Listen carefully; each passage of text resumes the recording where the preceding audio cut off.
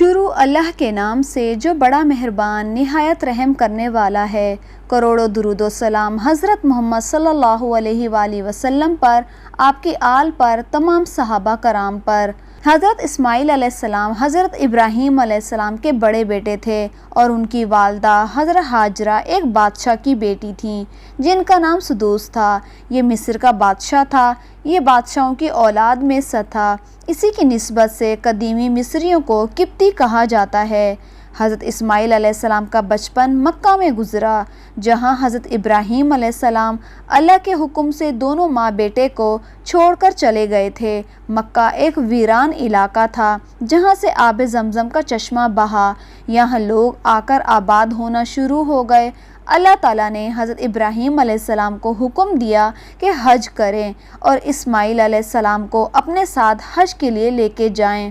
باپ بیٹے حج کے لیے ایک سرخ اونٹ پر روانہ ہوئے۔ ان کے ساتھ سوائے جبرائیل علیہ السلام کے اور کوئی نہیں تھا۔ جب حرم میں پہنچے تو جبرائیل علیہ السلام نے کہا، اے ابراہیم علیہ السلام، نیچے اتریے اور حرم میں داخل ہونے سے پہلے غسل کیجیے۔ ابراہیم علیہ السلام نے غسل کیا۔ جبرائیل علیہ السلام نے ان کو احرام کی تعلیم دی، پھر ان کو صفا کی جانب لائے۔ حضرت جبرائیل علیہ السلام نے حضرت ابراہیم علیہ السلام کو حج کی تمام تعلیمات دیں اور ان دونوں حضرات نے ایسا ہی کیا۔ پھر وہاں سے حمد و ثنا کرتے ہوئے جبرائیل علیہ السلام کے ساتھ روانہ ہوئے۔ جبرائیل علیہ السلام ان کو حجر اسود کے پاس لائے اور ان کو حکم دیا کہ ہاتھ حجر اسود پر ملیں اور اس کو بوسہ دیں اور 7 بار طواف کریں، اور پھر ان کو مقام ابراہیم علیہ السلام پر کھڑا ہونے کو کہا اور 2 رکعت نماز ادا کرنے کو کہا۔ غرض تمام مناسک حج کی ان کو تعلیم دی۔ جب تمام اعمال سے فارغ ہوئے تو حضرت ابراہیم علیہ السلام واپس چلے گئے اور اسماعیل علیہ السلام تنہا مکہ میں رہ گئے، کوئی ان کا ساتھ نہیں تھا۔ پھر آئندہ سال اللہ تعالیٰ نے حضرت ابراہیم علیہ السلام کو حکم دیا کہ حج کے لیے جائیں اور خانہ کعبہ کی تعمیر نو کریں، کیونکہ خانہ کعبہ کی حالت کافی خراب ہو چکی تھی، صرف چند آثار ہی باقی رہ گئے تھے۔ اس لیے خانہ کعبہ کو پہلی مرتبہ حضرت آدم علیہ السلام نے تعمیر کیا تھا اور طوفان نوح میں تمام دنیا غرق ہو چکی تھی، صرف خانہ کعبہ باقی رہ گیا تھا۔ اس لیے خانہ کعبہ کو بیت الحفیظ بھی کہا جاتا ہے، کیونکہ وہ غرق ہونے سے محفوظ رہا تھا۔ خانہ کعبہ کی پہلی مرتبہ کی تعمیر پر ہم پہلے ویڈیو بنا چکے ہیں، امید ہے کہ آپ وہ ویڈیو دیکھ چکے ہوں گے۔ خانہ کعبہ کی تعمیر کو صدیاں گزر چکی تھیں، لیکن اس کی وسعت معروف و معلوم تھی۔ جب اہل عرب حج ادا کرنے کے بعد واپس چلے گئے تو حضرت اسماعیل علیہ السلام نے پتھروں کو جمع کر کے کعبہ کے اندر رکھا۔ حضرت ابراہیم علیہ السلام آئے اور کعبہ کی تعمیر میں مشغول ہو گئے، مٹی اور پتھر اٹھایا اور اصل بنیاد تک پہنچ گئے۔ کعبہ کی زمین ایک سرخ پتھر کی تھی اور پتھر اٹھایا اور اصل بنیاد تک اس کو پہنچا دیا۔ اللہ تعالیٰ نے وحی کی کہ کعبہ کی بنیاد اس پتھر پر رکھیں۔ حضرت ابراہیم علیہ السلام اور اسماعیل علیہ السلام دیوار تعمیر کر رہے تھے، یہاں تک کہ دیواریں 12 ہاتھ بلند ہوئیں۔ اس لیے 2 دروازے بھی قائم کیے گئے تاکہ ایک دروازے سے داخل ہوں اور دوسرے دروازے سے باہر آ جائیں۔ جب لوگ مکہ میں آباد ہونا شروع ہوئے تو حضرت اسماعیل علیہ السلام نے ایک عورت سے شادی کی جس کا رویہ حضرت ابراہیم علیہ السلام کو پسند نہ آیا، تو حضرت ابراہیم علیہ السلام کے کہنے پر حضرت اسماعیل علیہ السلام نے اپنی بیوی کو طلاق دے دی۔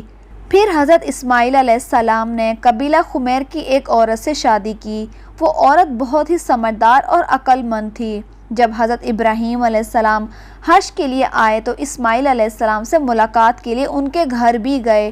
وہ گھر پہ موجود نہیں تھے، روزی کی تلاش میں باہر گئے ہوئے تھے۔ ان کی زوجہ نے حضرت ابراہیم علیہ السلام کو دیکھا کہ وہ ایک بوڑھے مرد ہیں اور گرد اور آلود میں بھرے ہوئے ہیں۔ حضرت ابراہیم علیہ السلام نے ان سے ان کا حال احوال پوچھا تو انہوں نے کہا کہ بہت اچھے ہیں۔ پھر اسماعیل علیہ السلام کا حال دریافت کیا تو عورت نے کہا کہ وہ بھی ٹھیک ہیں۔ پھر ان سے پوچھا کہ تم کس قبیلے سے ہو، تو انہوں نے کہا کہ میں قبیلہ عمیر سے ہوں۔ یہ معلوم کر کے حضرت ابراہیم علیہ السلام واپس چلے گئے اور ایک خط لکھ کر اس عورت کو دے گئے کہ جب تمہارا شوہر آئے تو اس کو یہ دے دینا۔ جب حضرت اسماعیل علیہ السلام واپس آئے تو خط کو پڑھا اور پوچھا، اس بوڑھے مرد کو تم جانتی ہو کہ وہ کون تھے؟ اس نے کہا کہ وہ بہت نیک اور آپ سے مشابہ معلوم ہوتے تھے۔ فرمایا کہ وہ میرے والد محترم حضرت ابراہیم علیہ السلام تھے۔ عورت نے کہا کہ افسوس۔ حضرت اسماعیل علیہ السلام نے ان سے پوچھا، کیا ان کی نگاہ تمہارے جسم پر پڑی؟ انہوں نے کہا کہ نہیں، لیکن افسوس ہے کہ میں ان کی خدمت نہ کر سکی۔ حضرت اسماعیل علیہ السلام کی بیوی نے کعبہ کی دونوں دروازوں کے لیے 2 پردے بنائے جن کی لمبائی 12 ہاتھ تھی اور ان کو دروازوں پر لٹکا دیا جو بہت اچھے معلوم ہوئے۔ تو اس نے تمام عمارت کعبہ کے لیے لباس تیار کرنے کا مشورہ کیا تاکہ پتھر پوشیدہ ہو جائیں۔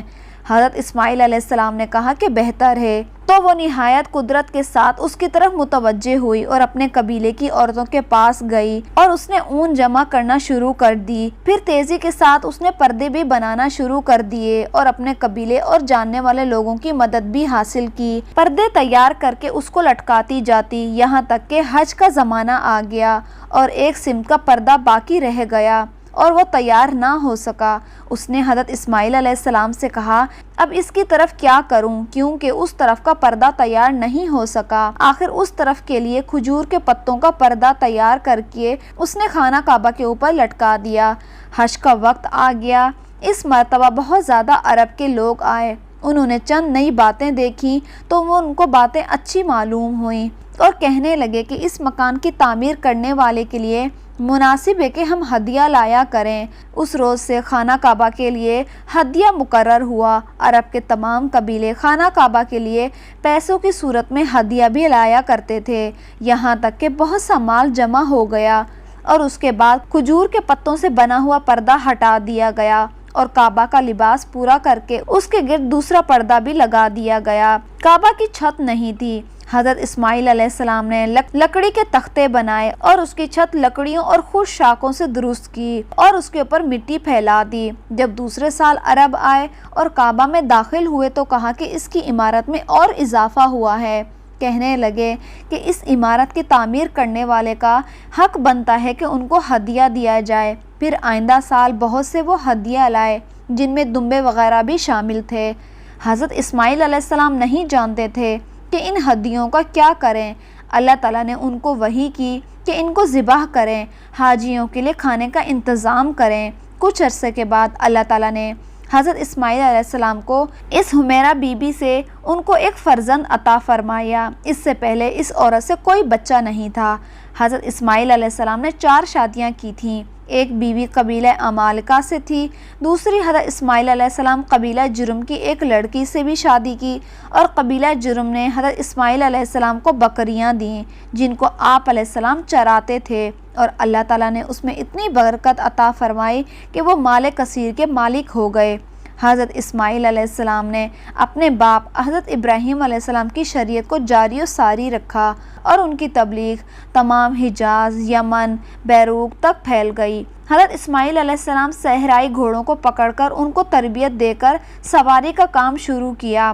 گھوڑے گھروں میں رہنے لگے۔ عام طور پر پہلے گھوڑے گھروں میں نہیں رہتے تھے، گھوڑا جنگل کا جانور تھا اور حضرت اسماعیل علیہ السلام نے تیر اندازی بھی سیکھی۔ اللہ تعالیٰ نے حضرت اسماعیل علیہ السلام کو 12 فرزند عطا کیے اور ان کی اولاد اتنی کثیر ہوئی کہ زمین مکہ تنگ ہو گئی۔